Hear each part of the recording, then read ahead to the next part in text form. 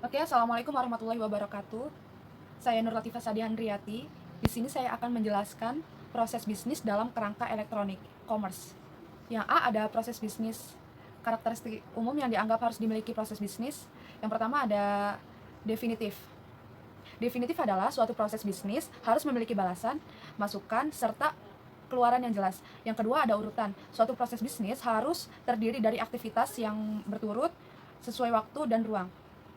Yang ketiga, ada pelanggan. Suatu proses bisnis harus mempunyai penerima hasil proses. Yang keempat, ada nilai tumbuh. Transformasi yang terjadi dalam proses harus memberikan nilai tambah pada penerima. Yang kelima, ada keterkaitan. Suatu proses tidak dapat berdiri sendiri, melainkan harus terkait dalam suatu struktur organisasi. Yang keenam, fungsi silang.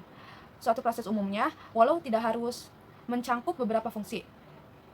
Langkah-langkah yang membuat bisnis online tumbuh pesat. Yang pertama, yaitu ada menemukan kebutuhan dan mengisinya. Kebanyakan orang yang baru memulai bisnis online seringkali membuat kesalahan. Kesalahan yang pertama yang dilakukan adalah mereka terlalu bersemangat mencari produk yang akan dijual terlebih dahulu. Sebaiknya mereka menerduakan target pasar. Untuk meningkatkan peluang dalam keberhasilan, mulailah dengan pasar terlebih dahulu dengan menemukan sekelompok orang yang mencari solusi untuk memecahkan suatu masalah. Tetapi hal ini tidak mudah. Untuk itu, internet menjadi solusi dalam melaksanakan riset pasar semacam ini. Berikut adalah beberapa hal yang dapat membantu melakukan riset pasar, yaitu kunjungi forum online untuk melihat pertanyaan-pertanyaan untuk sebuah masalah dan bagaimana mereka memecahkannya, melakukan survei penelitian, kata kunci untuk menemukan keyword yang banyak ditemukan oleh orang lain, namun dengan persaingan yang sangat rendah. Periksa pesaing potensial dengan mengunjungi website mereka dan identifikasi mereka bagaimana mereka melakukan untuk mengisi permintaan dengan mempelajari hal tersebut. Maka dapat menemukan produk yang tepat dengan target pasar yang sudah ada. Yang kedua ada copywriting, yaitu memanfaatkan copywriting untuk penjualan. Copywriting sendiri adalah proses menulis suatu pemasaran atau menulis naskah iklan untuk kegiatan branding. Terdapat formula yang telah terbukti dalam melakukan aktivitas copywriting agar dapat tertarik, sehingga kemudian melakukan tindakan dengan membeli produk konvensi. Yang ketiga ada merancang dan membangun website. Setelah mempunyai pasar, produk, dan bagaimana memulai proses penjualan, maka saatnya untuk siap mendesain web untuk toko online. Desain website harus menarik, maka pengunjung akan tertarik dan terkesan. Untuk itu, ada beberapa yang harus diperhatikan langkah-langkahnya. Yakni salah satunya, pilih salah satu dua plain font dengan latar belakang putih, dan membuat navigasi website dengan jelas dan sederhana, dan membuatnya sama pada setiap halaman. Gunakan grafis, audio, atau video untuk meningkatkan ketertarikan pengunjung kepada website tersebut. Tawaran OPPT sehingga berguna untuk meningkatkan subscriber. OPPT ini sendiri adalah form isian yang biasanya muncul di awal ketika membuka website.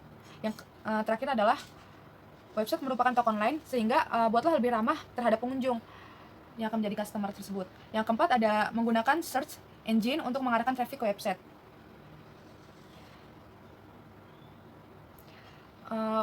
Pay per click merupakan cara termudah untuk mendapatkan traffic ke situs baru. Hal ini memiliki dua keuntungan yang membuat traffic ke situs website meningkat. Yang pertama, iklan PPC yang muncul pada halaman website. Yang kedua, iklan PPC memungkinkan untuk menguji kata kunci yang berbeda. Yang kelima, ada membangun reputasi ahli untuk kepentingan bisnis. Kebanyakan orang menggunakan internet adalah dengan tujuan mencari informasi. Maka dari itu, jika ingin bisnis online, maka harus dikenal lebih banyak orang. Alangkah baiknya jika menyediakan seluruh wadah online yang dapat mengedukasi seluruh banyak orang. Dengan demikian, membuat satu lagi website yang membuat informasi gratis. Yang keenam, menggunakan email untuk alat pemasaran, mengubah pengunjung menjadi pembeli. Membuat sebuah point OPT list membuat pada aset yang berharga ini merupakan cara bisnis online yang dapat ditempuh untuk menghasilkan penjualan produk. Dengan mengisi form pada OPT list, berarti pengunjung telah memberikan izin untuk mengirimkan mereka email. Artinya memberi mereka sesuatu yang mereka minta, menjalin hubungan baik seumur hidup dengan mereka. Mereka akan memberikan respon lebih tinggi. Keunggulan email lebih murah dan efektif dibandingkan media cetak TV. Yang ketujuh ada meningkatkan penghasilan melalui back and sell dan upselling. Salah satu cara bisnis online yang paling penting untuk diketahui adalah dengan menerapkan beberapa strategi pemasaran. Misalnya dengan menggunakan teknik back end sales. Teknik ini digunakan karena 36% orang-orang yang telah melakukan proses jual beli produk, mereka pasti akan kembali membelinya karena toko online tersebut sangat bagus. Selanjutnya, proses bisnis toko online. Langkah-langkah dalam melakukan proses bisnis toko online yakni proses harus sederhana. Konsumen akan mengunjungi toko online kita. Jika konsumen menemukan barang yang dikehendaki, maka mereka akan melakukan transaksi pembayaran. Proses pengiriman barang ke konsumen akan sangat bagus jika ada tambahan menu repeat order. Yang C ada strategi bisnis toko online. Yang pertama planning, yang kedua website design, yang ketiga sosial media, yang keempat ada proses optimasi. Yang D ada memulai bisnis toko online. Untuk memulai belajar bisnis toko online, tidak membutuhkan modal yang sangat besar, tidak membutuhkan tempat khusus, mempunyai waktu yang fleksibel, tidak ada biaya untuk transport, hanya membutuhkan PC, laptop, dan koneksi internet. Dapat dikerjakan dari berbagai lapisan masyarakat. Dan yang terakhir, biaya promosi yang murah melalui media sosial dan internet. Yang E ada membangun bisnis toko online. Langkah-langkahnya ada dua, yakni cara membayar dan bebas bayar. Cara membayar yakni beli nama domain, temukan pengembang web, pastikan bisnis berjalan secara legal, pilih platform e-commerce dan hosting situs web, temukan tema yang sesuai dengan visi e-commerce, hidupkan situs web, bantu report out atau haro, Pixbox, menjangkau yang dipersonalisasi, gunakan payment gateway, dan Google Shopping plus katalog produk Facebook.